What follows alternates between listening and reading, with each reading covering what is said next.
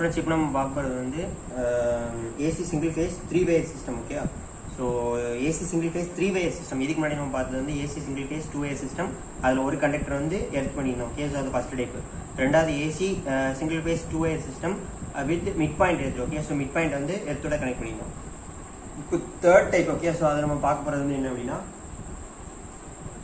AC single face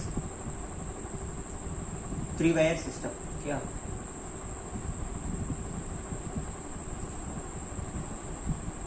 so இந்த system எந்த மாதிரி இருக்கும் அப்படின்னா ரெண்டு அவுட்டர் வயர்ஸ் இருக்கும், ஒரு நியூட்ரல் வயர் இருக்கும். ஓகே, ஸோ நியூட்ரல் வயர் வந்து எங்கேருந்து எடுத்துப்பாங்க அப்படின்னா ஃபேஸ் வைண்டிங்கோட சென்டர், தட் இஸ் மிட் பாயிண்ட்லேருந்து எடுத்துப்பாங்க. ஓகே, ஸோ அப்போ இதில் 3 wire சொல்லும்போது ரெண்டு அவுட்டர் வயர்ஸ் இருக்கும். Okay, so 2 outer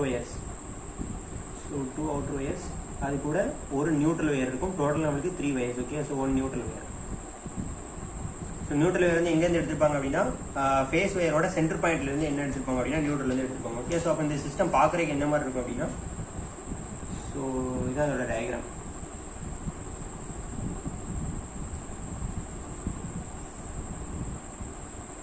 so load current வந்து நம்ம I4ன்னு வச்சுக்கலாம். ஓகே, ஸோ அப்போ I4ன்னு சொல்கிறது எல்லாமே I4, R4 அண்ட் A4 இது எல்லாமே இந்த சிஸ்டம் ரெப்ரசென்ட் பண்ணுது. That is single phase 3 wire system வந்து ரெப்ரசென்ட் பண்ணுது. Okay, so load current I4 இது வந்து ஸோ லோட் கரண்ட் வந்து நம்ம ரெப்ரசென்ட் பண்ணுறோம். ஸோ அதே மாதிரி நியூட்ரல் வயர் வந்து நம்ம என்ன சொல்லியிருந்தோம் அப்படின்னா ஃபேஸோட சென்டர் பாயிண்ட்லேருந்து எடுத்து போயிருக்கோம். ஓகே, ஸோ சென்டர்லேருந்து எடுத்துப்பாங்க. ஸோ இதுல இருந்து ஒரு சென்டரில் ஒரு நியூட்ரல் லைன் வந்து ஃப்ளோ ஆகுது. ஓகே, ஸோ இது ரெண்டும் அவுட்டர் வயர்ஸ், நடுவில் ஃப்ளோ ஆகக்கூடிய வயர் வந்து நியூட்ரல் வயர். ஸோ இப்போது இதுக்கும் இதுக்கு நடுவில் உள்ள வோல்டேஜ் வந்து VM. அதே மாதிரி இந்த நியூட்ரலுக்கும் கீழே இருக்கக்கூடிய இன்னொரு வயருக்கும் இதில் வோல்டேஜ் வந்து VM. ஓகே, அப்போ டோட்டல் வோல்டேஜ் எவ்வளோ கிடைக்கும் அப்படின்னா 2VM. டோட்டல் வோல்டேஜ் வந்து VM + VM 2VM. Okay, so இப்போ டெரைவ் பண்ண போகிறோம் அப்படின்னா first maximum voltage between the 2 wires, that is ரெண்டு அவுட்டர் வயருக்கும் அக்ராஸில் இருக்கக்கூடிய வோல்டேஜ் வந்து என்ன சொல்கிறோம் அப்படின்னா 2VM சொல்கிறோம். ஸோ இதே இது ஆர்எம்எஸ் வேல்யூவில் ரெப்ரசென்ட் பண்ணும்போது என்ன பண்ணணும், divided by √2 of maximum voltage 2VM divided by √2. √2 that is √2VM தான் நம்மளோட voltage level. Okay, so RMS value between the 2 outer wires. So ரெண்டாவது நம்ம லோட் பவர் ஃபேக்டர் பார்த்துருப்போம். Okay, so load power factor வந்து நம்ம எப்பவும் போல எடுக்கிற மாதிரி cos ∅ எடுத்துக்கலாம். ஓகே, ஸோ லோட் கரண்ட் இந்த சிஸ்டமில் நம்ம எப்படி எடுத்துக்கிறோம் I4ன்னு ரெப்ரசென்ட் பண்ணுறோம். ஓகே, ஸோ அப்போ பவர் டிரான்ஸ்மிட்டட் இந்த சிஸ்டம் எப்பவுமே சிங்கிள் ஃபேஸ் சிஸ்டமை பொறுத்த வரைக்கும் power equal to VI cos ∅, single phase AC சிஸ்டமை பொறுத்த வரைக்கும். ஸோ அப்போ பவருங்கிறது கான்ஸ்டன்ட். இந்த P வந்து எல்லா சிஸ்டமுக்குமே ஈக்குவலாக தான் இருக்கணும். ஓகே, ஸோ இது வந்து நம்ம பேசிக்காக பார்த்தா ஃபர்ஸ்ட் அசம்ஷன், இதில் எந்த சேஞ்சும் கிடையாது. ஸோ அப்போ power P equal to V. Okay, so வோல்டேஜுக்கு பதிலாக √2VM, கரண்ட் பதிலாக I4 into load power factor cos ∅ எடுத்துக்கிறோம். Okay, √2VM I4 into cos ∅. So இதில் நம்ம I4 கண்டுபிடிக்கலாம். ஸோ பேசிக்காக நம்ம செய்கிற மாதிரி தான் √2VM I4 cos ∅ இருக்குது. ஸோ இந்த ஈக்குவேஷன் அப்படி எழுதியிருக்கேன். இதுலேருந்து I4 கண்டுபிடிக்கலாம். அப்போ இந்த சைடு வரும்போது 1/I4ன்னு இது வரும். இங்கே அப்போ √2VM பவர் வந்து 1/P போகும் இன்டூ cos ∅. இப்போ I4 கண்டுபிடிக்கிறதுனால ஸோ டினாமினேட்டரில் உள்ள எல்லாமே நியூமரேட்டருக்கும், நியூமரேட்டரில் உள்ள எல்லாமே டினாமினேட்டருக்கும் வந்துடும். அப்போ P divide by √2VM cos ∅. Okay, so அப்போ I4 ஈக்குவல் டு, ஸோ இதில் நம்ம I4 சொல்லிடலாம். I4 equal to P divide by √2VM into cos ∅. Okay, so இப்போ வந்து நம்ம லோட் கரண்ட் கண்டுபிடிச்சிட்டோம். நெக்ஸ்ட் வந்து ரெசிஸ்டன்ஸ். ஸோ இது வந்து ஃபர்ஸ்ட் ஸ்டெப்பு. ரெண்டாவது நம்ம என்ன பண்ணுவோம், ரெசிஸ்டன்ஸ் ஆஃப் தி வயர் கண்டுபிடிப்போம். Okay, so resistance of the conductor. So resistance கண்டுபிடிக்கிறதுக்கு இங்கே வந்து நம்ம என்ன பார்த்துருக்கோம் R4 equal to ρL by A4. A4ங்கிறது area of cross section. So ரெண்டாவது ரெசிஸ்டன்ஸ் கண்டுபிடிச்சாச்சு. மூணாவது லைன் லாஸஸ் கண்டுபிடிப்போம். W ஈக்குவல் டு, இங்கே வந்து லைன் லாஸஸ் கண்டுபிடிக்கிறதுக்கு என்ன ஃபார்முலா அப்படின்னா I4² into R4. Okay, so அப்போ I4² இன்ட்டு R4. இங்கே டோட்டலாக 3 வயர்ஸ் இருக்குது. ஓகே, ஸோ 3 கண்டக்டர்ஸ் இருக்குது. ஸோ நம்ம யூஸ் பண்ணக்கூடிய லோடு வந்து எப்படி இருக்குது அப்படின்னா பேலன்ஸ் லோடு. ஓகே, ஸோ அதுவும் நம்ம அசம்ஷன்ஸ்லேயே பார்த்துருக்கோம். கடைசி அசம்ஷனில் யூஸ் பண்ணக்கூடிய எல்லா லோடுமே பேலன்ஸ் லோடு. ஓகே, ஸோ அப்போ பேலன்ஸ் லோடுங்கிறதுனால நியூட்ரல், நான் யாருக்கும் சொன்ன பேலன்ஸ் லோடில் நியூட்ரல் வழியாக கரண்ட் ஃப்ளோ வந்து இருக்காது. ஓகே, ஸோ நியூட்ரல் வந்து 0. ஸோ அப்போ இது இன்கமிங் கரண்ட் அப்படின்னா அது ரிட்டர்ன் பாத் வந்து I4 இங்கே இருக்குது. ஓகே, ஸோ அப்போ நியூட்ரல் கரண்ட்ல வந்து நியூட்ரல் கண்டக்டர்ல வந்து எந்த கரண்ட்டுமே ஃப்ளோ ஆகுது. அப்போ current through neutral is 0 in balanced load. Okay, so அதனால நியூட்ரல் கரண்ட் 0. ஸோ அப்போ இங்கே நியூட்ரல் லைன் வழியாக எந்த கரண்ட் ஃப்ளோ ஆகல அப்படின்னா அந்த லைனில் I2R லாசஸ் இருக்காது. ஓகே, ஸோ அப்போ இந்த நியூட்ரல் லைன் வழியாக கிடைக்கக்கூடிய I2R லாஸ் நம்ம கன்சிடர் பண்ண வேண்டாம். ஏன் அப்படின்னா அது வழியாக ஃப்ளோ ஆகக்கூடிய கரண்ட் 0. அப்போ கண்டிப்பாக அதில் I2R லாஸ் வந்து இருக்காது. ஸோ அதனால 2 கண்டக்டர் மட்டும் அசியூம் பண்ணிக்கலாம். Okay, so outer conductor 1 and outer conductor 2 மட்டும் எடுத்துக்கலாம். அதனால தான் இன்டூ 2 போட்டுருக்கோம். ஓகே, ஸோ நியூட்ரல் வந்து நம்ம கன்சிடர் பண்ணல. ஏன் அப்படின்னா லோடு வந்து பேலன்ஸ் லோடு, ஸோ நியூட்ரல் வழியாக கரண்ட் ஃப்ளோ இருக்காது. ஓகே, ஸோ நியூட்ரல் வந்து நம்ம கன்சிடர் பண்ண வேண்டாம்.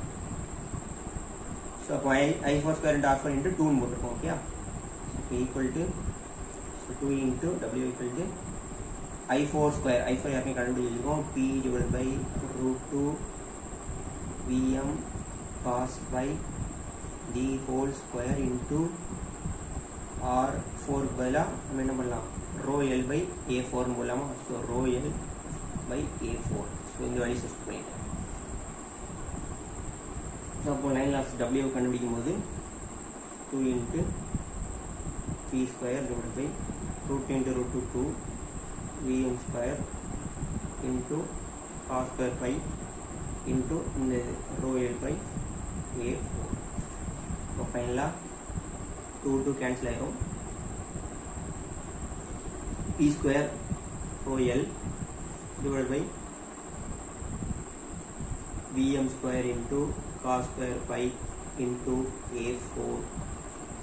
Yeah, so P² ρl divided by Vm² into cos² pi into A4.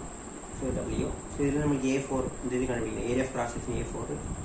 So A4 கண்டுபிடிக்கும் போது A4 அங்கே போயிடும், W ஓகே. ஸோ அப்போ P² ρl divided by Vm² cos² pi A4 W.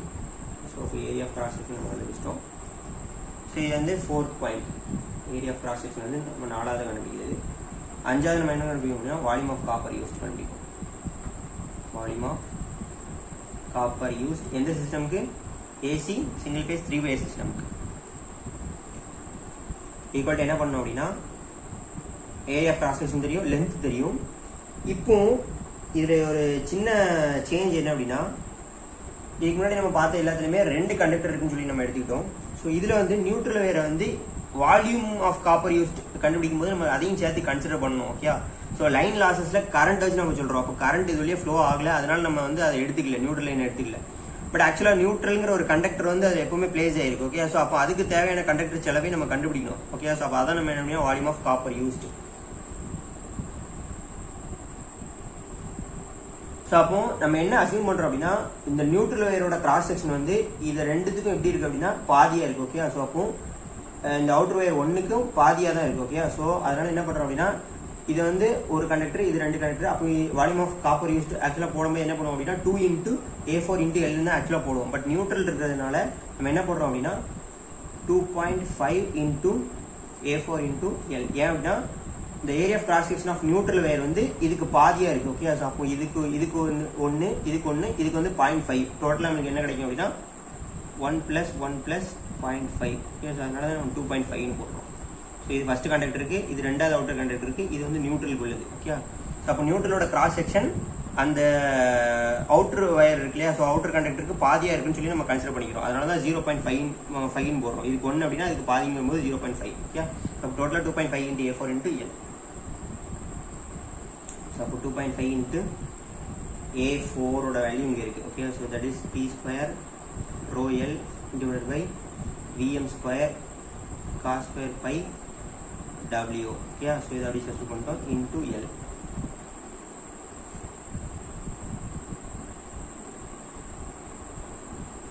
So அப்போ வேல்யூ என்ன கிடைக்கும்,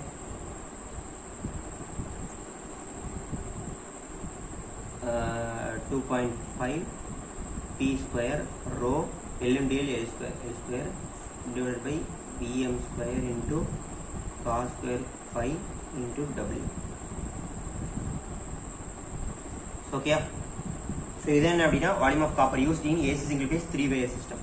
ஸோ அதுக்கப்புறம் நம்ம என்ன பண்ணுவோம், இதையும் DC 2 wire சிஸ்டமோட நம்ம கம்பேர் பண்ணுவோம். ஓகே. ஸோ கம்பேர் பண்ணுறதுக்கு we need to find the ratio. Okay. So ratio எடுப்போம். So ratio of volume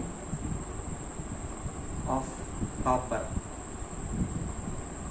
used in AC single phase 3 wire system with volume of copper used in DC 2 wire system. ரெண்டையும் நம்ம compare பண்ணணும். So ratio எடுப்போம். அப்போ இதுக்குள்ள ratio வந்து 2.5 P square rho L square divided by VM square cos square pi by W divided by DC 2 wire system குள்ளது நம்ம யாருமே கண்டுபிடிச்சு வச்சிருக்கோம். that is the reference, that is 4P square rho L square divided by W into VM square, so equal to 2.5 into P square rho L square divided by VM square cos square pi W into இது அப்படியே reciprocal பண்ணும்போது அப்படியே மாற்றி போகும். Okay. So அப்போ கீழே உள்ளது மேலே வரும். That is W VM square divided by 4P square rho L square. P square cancel, rho L square cancel. So W cancel, VM square cancel. So அப்போ ஃபைனலாக நம்மளுக்கு என்ன கிடைக்கும்? 2.5 divided by 4 into cos square pi. Okay, so 2.5 by 4 வந்து நமக்கு என்ன கிடைக்கும் அப்படின்னா 0.625 கிடைக்கும். Okay. So 0.625 divided by cos square pi. So this is the ratio. So அப்போ ஃபைனலாக நம்ம என்ன கன்க்ளூட் பண்ணுறோம் அப்படின்னா cost of copper. Okay, so cost of copper used in AC single phase 3 wire system which is equal to 0.625 divided by cos square phi times of cost of copper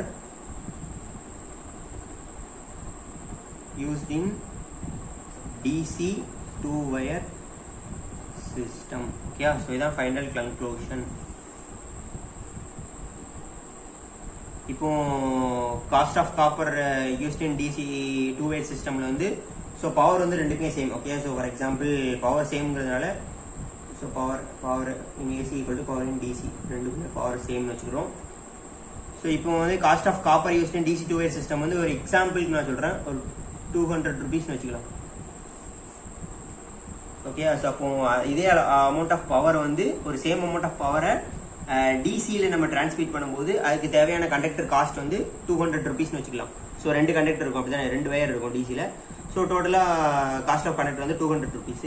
so இப்போ அதே amount of power நம்ம ஏசியில் convert பண்ணி அதை நம்ம transfer பண்ணும்போது எவ்வளோ amount of cost வந்து நம்மளுக்கு வருதுன்னு சொல்லி நம்ம செக் பண்ணோம் அப்படின்னா 0.625 divided by cos square phi. Okay. So for example phi வந்து angle difference between voltage and current அது வந்து ஒரு 30 degree நம்ம அசியூம் பண்ணோம் அப்படின்னா cos square phi, that is அது ரேஷியோ வந்து நம்ம போடும்போது 0.625 divided by cos square phi. Okay. So அப்போ cos 30 degree whole square cos square phiங்கிறதுனால அப்போ 0.625 divided by cos 30ங்கிறது வந்து cos 30 ஸ்கொயர் போடும்போது நம்மளுக்கு வந்து 0. cos 30ங்கிறது வந்து என்ன கிடைக்கும் அப்படின்னா 0.844னு வரும்.